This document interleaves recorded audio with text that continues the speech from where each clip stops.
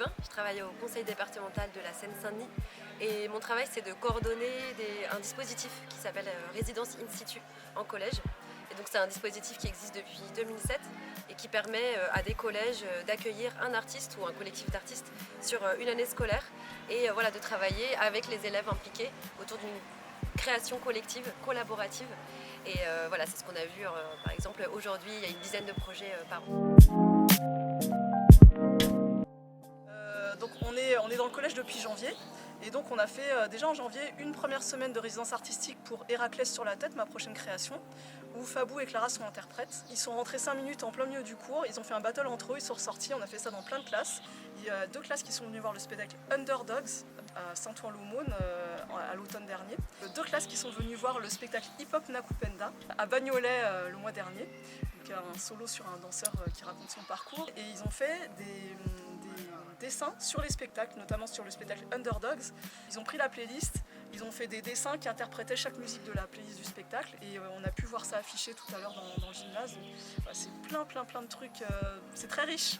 Ensuite on a commencé les interventions, donc Fabou et Fabrizi ont donné les cours. Les sensibiliser à la danse, à pas avoir honte de regarder les autres et tout, parce qu'il y en a qui sont danseurs mais il y en avait plein qui avaient vraiment peur de danser. Donc ça a été un travail assez long. Après, le but c'était pas seulement de les faire danser et participer au battle, c'était qu'ils organisent leur propre battle. Donc on les a divisés en 3 pôles. Donc ça c'est Didier Bocco qui est intervenu sur ça. Donc il les a divisés en 3 pôles: communication, décoration et accueil. Donc ils ont eu une sensibilisation avec Didier pour comprendre leur rôle le jour de l'événement. Ils ont travaillé avec leurs profs en plus, notamment la prof d'art plastique. Et aujourd'hui ils ont été super parce que voilà, les parents ont été très bien accueillis, tous les invités ont été très bien accueillis. Et donc là c'était la mise en pratique.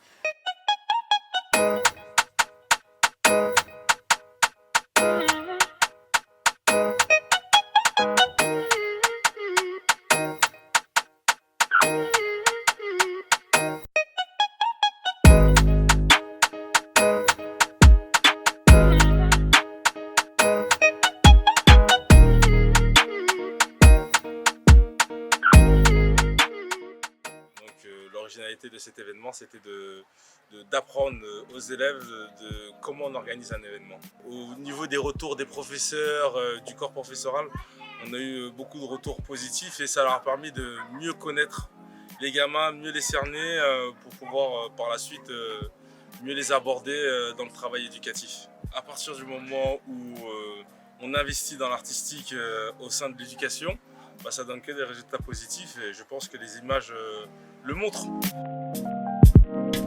Le nombre d'élèves qui dansent là aujourd'hui, qui ont fait des choses folles, qui auront eu le courage d'aller faire des petits solos. Franchement, je ne pensais pas au début de l'année que ces élèves-là pourraient le faire forcément à la fin de l'année. J'ai trouvé ça assez exceptionnel parce qu'on part, c'est vrai, au début de l'année avec des élèves qui ne veulent pas trop danser, qui écrivent sur leurs documents quand on leur demande j'aime pas danser, j'aime pas trop ce style, etc.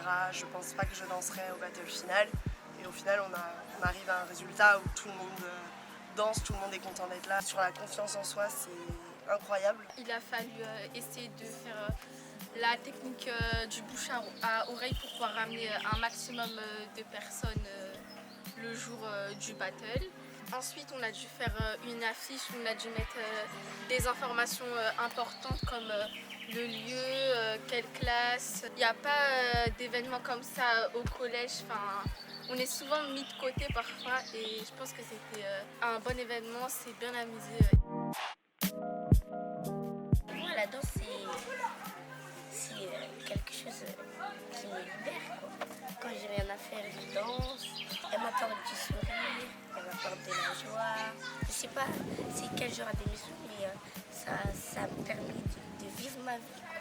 L'enjeu de ces résidences, c'est vraiment de rayonner sur l'établissement et d'impliquer plusieurs classes, plusieurs élèves, plusieurs enseignants et puis surtout d'être acteurs du projet. Et là, ils l'ont été vraiment de A à Z. Donc ça, c'est un objectif clairement coché. Souvent, le plus important, c'est l'accompagnement du parent. Et donc là, le fait de faire un événement qui est assez spectaculaire pour que les parents soient fiers de venir, et en plus, là, on a vu qu'ils étaient fiers, ils ont beaucoup applaudi, il y en a qui ont dansé à la fin. Ça, c'est hyper valorisant pour l'enfant et ça recrée du lien dans la famille. J'espère que ce genre de projet montrera vraiment la voie à l'avenir au niveau des politiques, qu'il faut vachement investir dans les quartiers populaires en termes d'artistique.